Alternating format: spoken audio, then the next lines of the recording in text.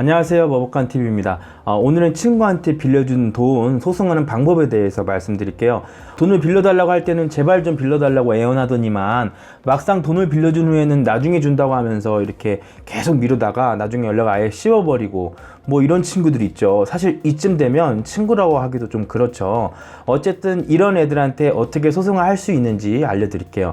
그런데 법적 조치하려면 먼저 증거 자료가 있어야 되겠죠. 증거 자료라고 하면 여러분들은 차용증을 아마 생각하실 건데 꼭 차용증이 없어도 되고요. 물론 있으면 좋겠죠. 그러나 꼭 차용증이 없어도 됩니다. 여러분이 친구한테 돈을 입금한 통장 거래 내역도 증거 서류가 될 수 있고요.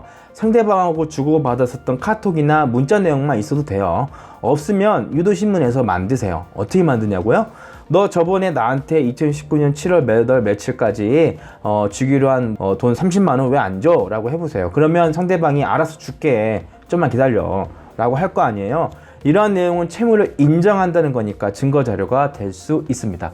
전화통화 녹음도 돼요. 네. 어쨌든 증거 자료를 가지고 형사 고소나 민사 소송 하시면 되는데요. 형사 고소부터 먼저 말씀드릴게요. 근데 형사 고소를 하려면 좀 어려운 게 있어요. 이게 뭐냐면 돈을 빌려줄 그 당시에 돈을 빌리는 사람, 즉 채무자라고 하죠. 그 채무자가 과연 돈을 갚을 능력이 있었는지 혹은 갚을 의사가 있었는지가 그 당시에 있었는지가 되게 중요해요. 돈을 빌려줄 당시에 그 채무자의 재무 상황을 봐서 돈을 갚을 능력이 안 됐는데 여러분한테 돈을 빌렸다라든지 혹은 돈을 갚을 의사가 전혀 없었다라고 하면 이 둘 중에 하나라도 입증이 되면 형사 고소 가능하거든요, 사기죄로. 그런데 문제는 이게 입증이 되게 어려워요. 그렇겠죠. 만약 그 돈이 소액이라면 그 채무자가 이렇게 얘기할 수 있잖아요. 당시에 알바를 뭐뭐를 해가지고 수입이 이 정도 있었기 때문에 갚을 수 있는 능력이 있었다.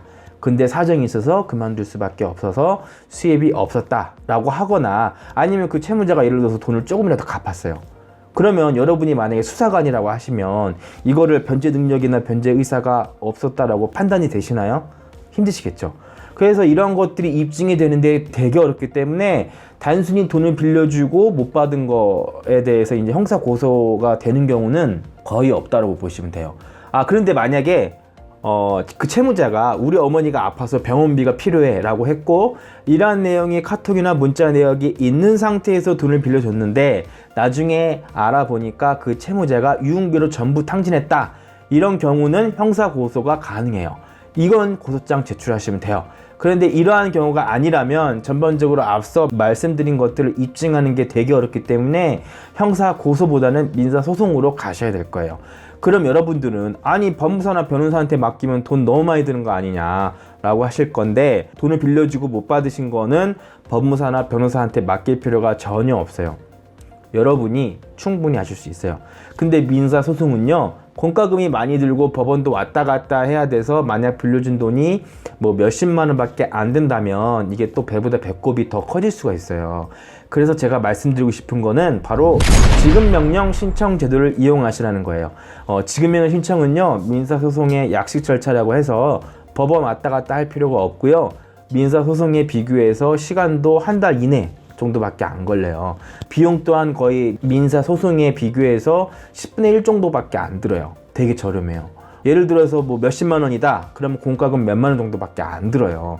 그런데 이 지급명령 신청은요, 일단 신청하게 되면은 이제 판사님이 결정을 먼저 내려주시고 그 결정문을 채무자한테 송달하게 되는데, 채무자가 이 결정문을 송달받고도 2주의 기간 동안 이의 신청 안 하게 되면 그 결정이 바로 확정되어 버리기 때문에 내가 채무자의 주소를 정확히 알고 채무자가 이의 신청할 그 건덕지가 전혀 없어야 된다는 거예요. 예.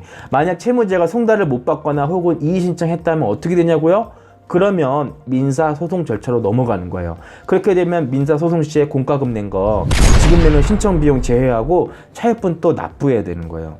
다시 말해서 내가 채무자의 주소를 정확히 모른다 혹은 이의 신청할 여지가 있다 그러면 처음부터 민사소송으로 가셔야 됩니다. 그런데 만약 내가 채무자 주소는 몰라도 주민등록번호를 안다, 이런 경우에도 지급명령 신청이 가능해요. 왜냐면 나중에 법원에서 채무자한테 송달 가능한 정확한 주소를 알아오라고 이렇게 보정명령 날라오는 게 있거든요. 근데 주민등록번호를 안다면 그 보정명령으로 초본을 뗄 수가 있거든요. 주민등록 초본이요. 그러면 상대방 주소가 나오니까 가능한 거예요, 그게. 근데 채무자의 휴대폰 번호 외에 아무것도 모른다고 하면 어쩔 수 없이 민사소송으로 하셔야 됩니다. 그럼 민사소송에서는 휴대폰 번호만 알아도 되나요? 라고 하시겠죠? 네, 됩니다. 민사소송 절차 중에 사실조회 신청이라고 있는데요. SK, LG텔레콤, KT에다가 사실조회 신청을 해갖고 그 전화번호를 사용하는 명의자 인적사항을 파악할 수가 있거든요. 근데 이건 지금에는 제대로 신청할 수가 없기 때문에 민사소송 하셔야 된다고 말씀드린 거예요. 아셨죠? 자, 그러면 지금부터 지금이나 신청서 작성 방법을 알려드릴게요.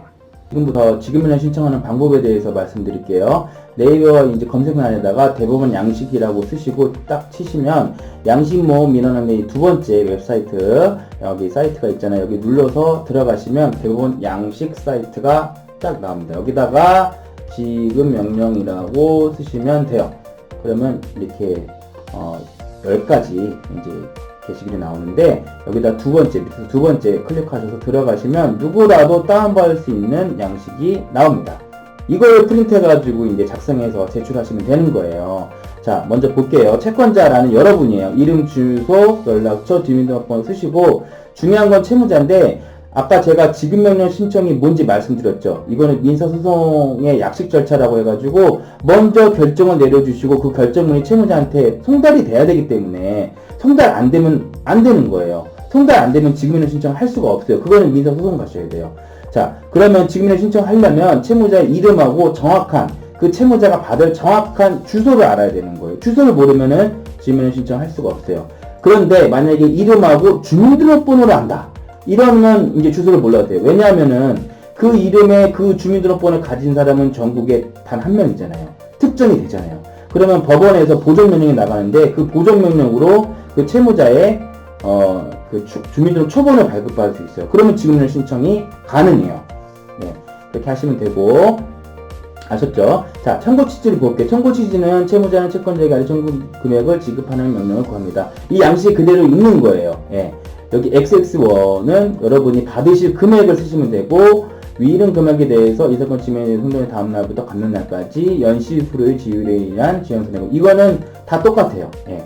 예. 이거는 가만히 냅두시고, 여기만 여러분이 이제 금액 쓰시면 되고, 이거 지연손해금 비율도 법정 비율이 12%예요, 지금. 12% 딱 쓰시면 돼요. 자, 독촉 절차 비용이 있는데, 이거는 법원에 내는 비용이에요. 송달료고 인제인데, 이거 얼마인지 몰라요? 걱정 없어요.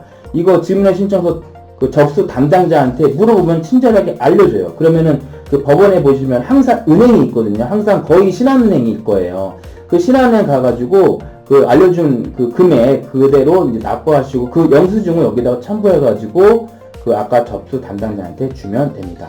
자, 문제는 청구원인이에요. 이 청구원인 작성하는 건데 이것도 되게 쉬워요. 6호 원칙에 따라 작성하시면 돼요. 자, 볼게요. 채권자는 채무자 친구 사이로서 몇 월 며칠 날 돈 XX만 원을 빌려주었습니다.